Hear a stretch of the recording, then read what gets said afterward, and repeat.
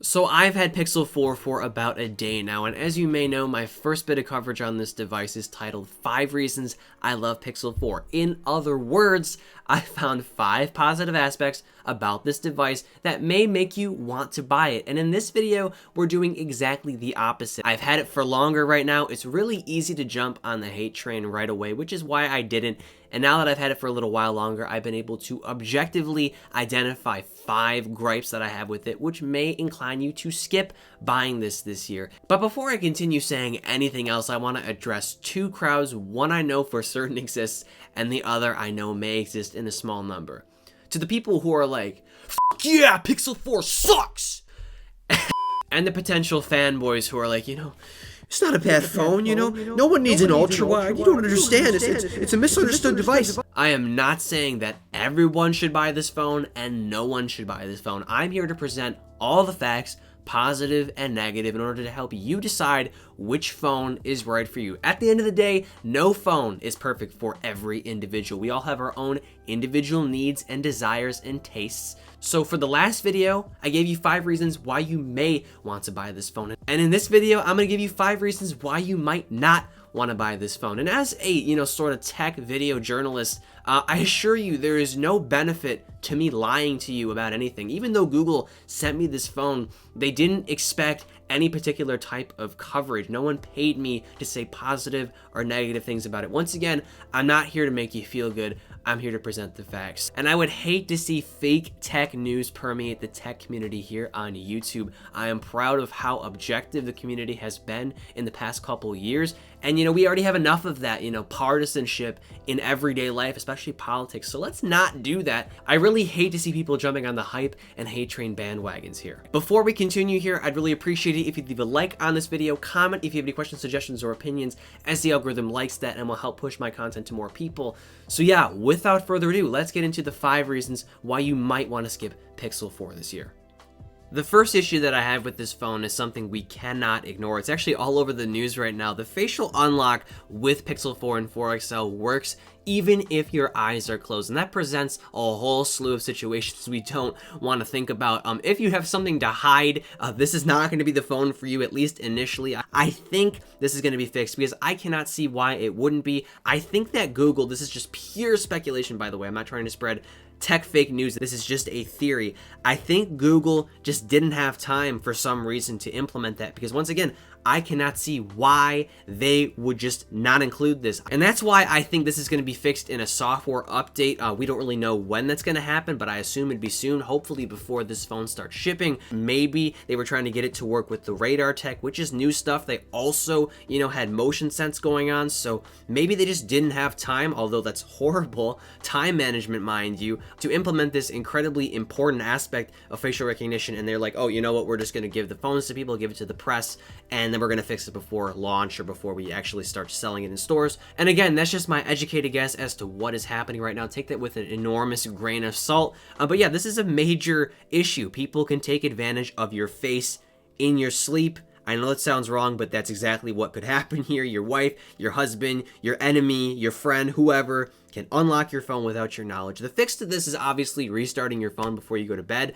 but that's just stupid. No phone should require that. But yeah, I think this is going to be fixed in a software update. Quick little update for you here. I found this CNN business article where Google addresses the issue. Apparently it's not a bug and they have their own reasons for it. However, I still stand by my speculation and I assume that they're going to fix this because they're going to get enough backlash to where, this is going to be a problem where people won't buy this phone because of this, facial unlock while unconscious controversies. So until they fix it, if they fix it, I assume they're going to, this issue is going to plague this phone. So at the very least, I would say hold off on a pre-order if this is a big issue for you. The second thing I don't like about this device, and this is purely my opinion, okay? Some people are going to disagree with me, and that's totally fine.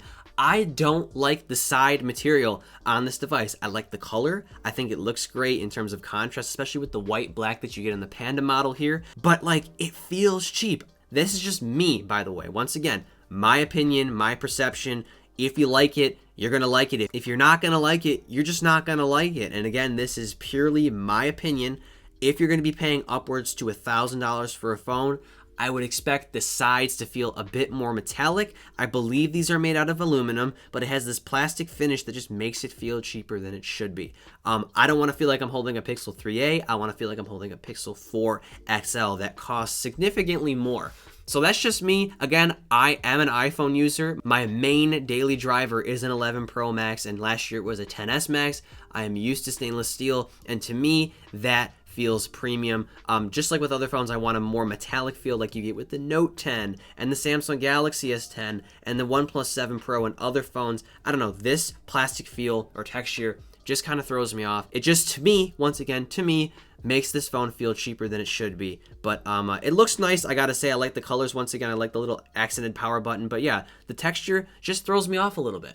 The third gripe that I have with this phone surrounds the first of the two, what I want to call non-additions that came with Pixel 4 this year. We don't have an ultra-wide, which is just insane to me because, like, LG has had them, Samsung implemented them earlier this year. Hell, even Apple, who is always late to the party, put one into the iPhone 11 and the iPhone 11 Pro, and it just surprises me that Google, which is so focused on photography, didn't this year. We all thought with this square format we would get a third lens, but no, we just get laser autofocus. I feel like that was a bit of an afterthought. Maybe they weren't prepared to put an ultra wide in. Maybe they wanted to see if Apple was going to, and they did, and it was already too late for them to make a change. And that whole, like, yeah, ultra wides are fun, but they're not really utilitarian, that's a bunch of bullshit. They said that in the keynote just to make themselves feel better. The lack of an ultra wide in here is really sad. This is a photo oriented phone. I would have loved to see what Google has in mind in terms of ultra wide photography, to see what their image processing would do, because at the moment the ultra wide on the iPhone 11 Pro, like I said in my review, is a bit blurry, is a bit, grainy in some aspects. So it would have been great to see how Google would have theoretically responded to that. I anticipate an ultra wide will be around with the Pixel 5. I can't see why it wouldn't be, but yeah, I'm disappointed that it wasn't implemented this year. Ultra wide lenses are not just for fun. Once again, they're also very utilitarian. You can get more into your shot without physically having to back up, especially when you can't. It's a very useful feature. So once again, it's very disappointing that an ultra wide wasn't implemented this year, especially considering the fact that Apple, of all companies, finally decided to implement one into their phone lineup. So yeah, I hope to see it with Pixel 5, and if an ultra-wide is a very important feature to you, this is a reason to once again skip on this device this year. The fourth gripe that I have about this phone has to do with the second non-addition that I previously mentioned, and that is the lack of 4K 60 video.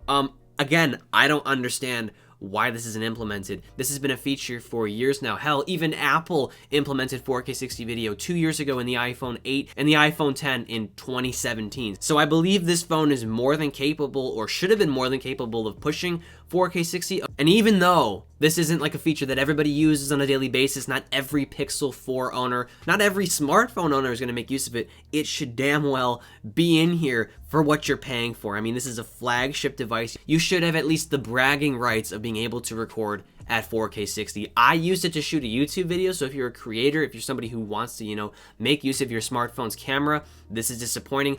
Hopefully they rectify this in some kind of software update. Maybe they will, maybe they won't, who knows? But at this point, the fact that it is not in this phone, straight out of the box, a phone that is so focused on camera, is once again disappointing, just like the lack of an ultra-wide. The last gripe I have about this phone has to do with its price. At the very least, I think Google should have priced this phone $100 cheaper. It would have put the Pixel 4 very nicely up against the iPhone 11 at $699. And it would have put the 4XL at a $799 starting price, which differentiates itself enough from the iPhone 11 Pro and the Galaxy Note 10. And say what you will about those phones, but looking at this phone in comparison to those, they're just worth more money for the hardware that you're getting, for the more RAM that you're getting, especially with the Note 10 Plus, for the extra lens you're getting with the iPhone 11 Pro.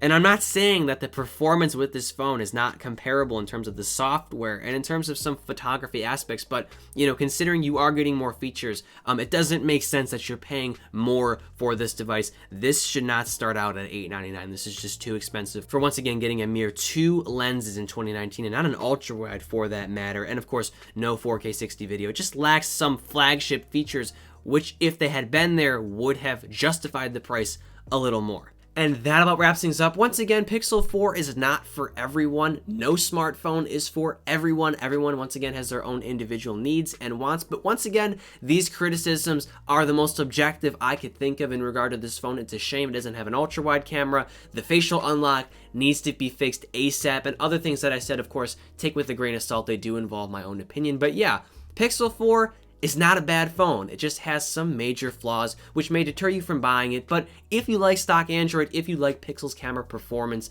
I would stick around for my full review because the story has not been told yet. You know, the full coverage and more testing and updates with this phone have yet to be released. So stay tuned for those. As always, I'm Noah, and I will catch you all in the next one.